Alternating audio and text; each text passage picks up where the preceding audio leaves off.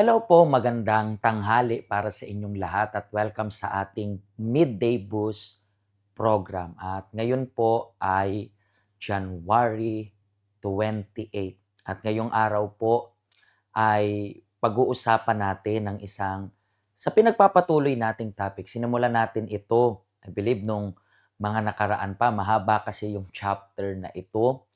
Pero reminding nyo lang rin po na ngayon ay Wednesday.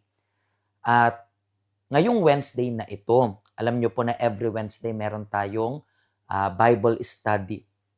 And itong Wednesday rin na ito, pag-uusapan natin kung ano yung ibig sabihin ng body of Christ. Kung ano yung ibig sabihin na maging parte ka ng katawan ni Kristo. Kasi we keep on telling you na church, hindi tayo nito kayang iligtas. Ang kayang makaligtas sa atin is yung relationship natin sa Panginoon.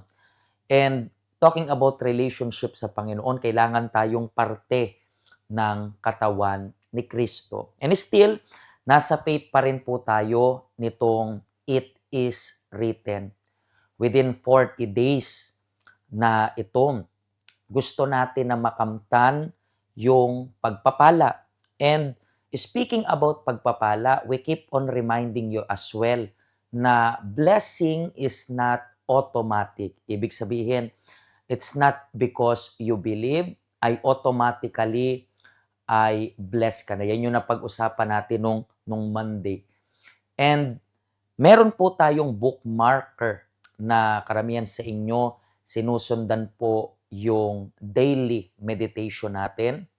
So make sure po na meron kayong ginagawang dalawang importanteng bagay. Unang-una sa lahat is importante po na bawat isa sa atin ay merong kaisipan na dapat gawin natin yung dalawang bagay na kausapin yung Diyos at kausapin tayo ng Diyos. Importanteng mangyari yan. And ngayon pong araw na to, ano yung pag-uusapan natin ngayong day 28? Bulong-bulungan. Anong ibig sabihin yan? Yan yung pag-uusapan natin. So, day 28. So, please, kung hindi nyo pa po napapanood yung mga previous na episodes natin, mas maganda po na panoorin nyo kami sa ating YouTube. Nandun po yung lahat ng videos natin, naka-playlist. Punta lang po kayo UCKG Hong Kong. Punta kayo doon sa playlist natin. I-click nyo po yung playlist and then nandoon po yung buong mga episode natin during this 40 days. And I believe po na kahit kayo na napanood nyo na po yun at kahit kayo napapanoorin nyo pa lang at kayo na paulit-ulit ninyong pinapanood, I believe po na yung Diyos nagre-reveal ng something which is napaka-importante para sa buhay ninyo. Matututo po kayo. And itong bulong-bulungan na to ay makikita po natin ito sa verse of the day natin. Let's read yung verse of the day. Sa libro pa rin ng Juan, chapter 6, mula 41. Sabi dito, samantala, nagbulong-bulungan ang mga Hudyo dahil sinabi ni Jesus na siya ang tinapay na mula sa langit. Sinabi sa kanila ni Jesus, huwag kayong magbulong-bulungan. Kasi alam niyo po, di ba, napag-usapan natin kahapon na yung Diyos, siya yung tinapay ng buhay. Pwedeng tayo ay isang breadwinner lang, pwedeng tayo ay isang, sabihin natin, inaasahan ng pamilya natin, pero supposed to be, ang dapat asahan ng pamilya natin is yung Diyos. And itong topic po na ito, marami pong mga tao na magbubulong-bulungan. Anong ibig sabihin ng magbubulong-bulungan? Some of them, they are not going to agree. Pero remember this, hindi dapat natin pinipili kung ano yung susundin nating utos ng Diyos. Minsan kasi, sakit ng tao na piliin lang na sundin kung ano yung convenient. Anong ibig sabihin nun? Kung ano yung madali, kung ano yung pwede silang ma-benefits, ganito. Lahat naman kasi ng utos ng Diyos, it's gonna be for our own benefits. Pero kapag sabi natin, they have to give up something, they have to let go of someone pa nga, diyan na nagsisimula na debatihin. Ditong nagbulong-bulungan. Kasi they don't even agree sa pinagsasabi ng Panginoong Hesus. So, nag start na yung bulong-bulungan. And how many times ito rin po ay nangyayari sa church. And ito po ay isang salot kasi ganito po, minsan, tandaan niyo po, wala kayong obligasyon na sundin yung utos ng Diyos o ayaw ninyong sundin, wala kayong obligasyon. Dito sa church, lagi namin sinasabi sa inyo, hindi kayo obligadong gawin kung ano yung dapat ninyong gawin. Meron kayong faith, meron kayong sariling desisyon, meron kayong free will na even hindi ko pwedeng pakialaman yung desisyon mo. Pero, alam mo po yung isa sa pinaka, pwede nating sabihin, espiritu ni Satanas, itong bulong-bulungan na to. Okay, you don't agree sa utos ng Diyos, huwag mo nang idama yung iba. Kasi may mga tao, hindi sila agree, tapos idadamay pa nila yung ibang tao. Hindi sila agree. For example, di ka agree na magpatawad. Okay, kung di ka agree, sarilihin mo na lang yan. Huwag mo nang idama yung iba na porket meron kang sariling opinion, yung sarili mong opinion walang kwenta.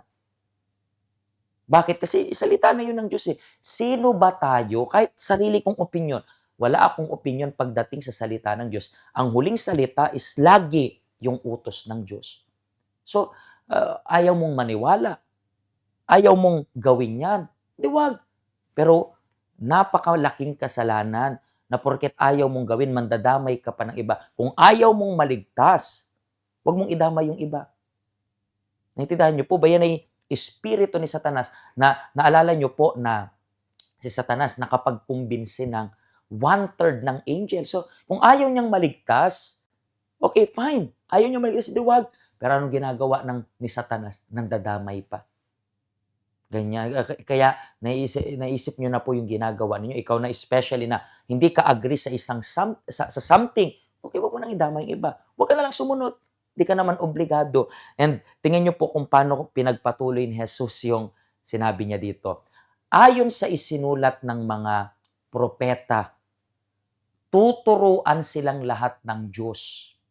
Kaya ang lahat ng nakikinig at natututo sa Ama ay lalapit sa akin. So tingnan niyo po, hindi lang nakikinig. Kasi ikaw, nakarinig ka. Pero sabi dito, natututo rin. So, kung nakikinig ka lang pero ayaw mong matuto, ayaw mong sumunod, fine. Keep it to yourself. Pero wag mo nang idama yung iba. Naintindihan niyo po ba? Kasi yung Diyos may concern sa natututo, hindi sa'yo. Pwedeng nakikinig ka lang, pero hindi ka naman natututo. Ano ibig sabihin na natututo? Nakikinig ka and then ina-apply mo. That's why we keep on telling you, masabi mong naniniwala ka sa Diyos is not enough. Kailangan nyo yan patunayan through your action. But syempre, wala naman maliligtas. Sabi nga ni Paul, di ba? Hindi naman tayo maliligtas dahil sa gawa. Pero alam niyo kapag malapit ka yung relationship mo sa Diyos, yung gawa mo, hindi ka pwedeng sabihin natin, ligtas ka, pero makamundo ka pa rin. Hindi ganun yun, di ba? Pleasure natin gawin kung ano yung kalooban ng Diyos. Malinaw po ba? So, i-share nyo po yung link na ito para sa lahat. Siguro, ikaw, nakarinig ka rin itong bulong-bulungan na to. Hindi agree yung isa, and then ngayon, nagkaroon ng mali siya yung isip mo. Bakit? Itong bulong-bulungan na to. Pay attention sa nakakasama ninyo. Okay? Mga kaibigan, do not forget na ito ring weekend na to. Meron tayong missionary visit ni Bishop John Paul. Sa February 1 yan, lahat ng meeting sa umaga, si Bishop yung gagawa. 7, 9, and 11. Gagawin niya and then for sure it's gonna be a blessing para sa ating lahat. Ito po yung ating address, so feel free to scan yung QR code natin or i-click nyo po yung link dito sa taas sa Facebook. Meron rin tayong address diyan on how to get dito sa ating health center. Mga kaibigan, kung natulungan po kayo nitong program na ito, please wag niyo pong kalimutan i-share para sa mga kakilala ninyo. And I believe na itong program na ito ay magbubukas pa ng understanding ng mga gustong matuto. Pero hindi na natin kayang baguhin yung taong ayaw matuto. Kung sinong may pandinig, hayaan niyang makinig sa sinasabi ng Espiritu ng Diyos. Pagpalain po kayo ng Diyos.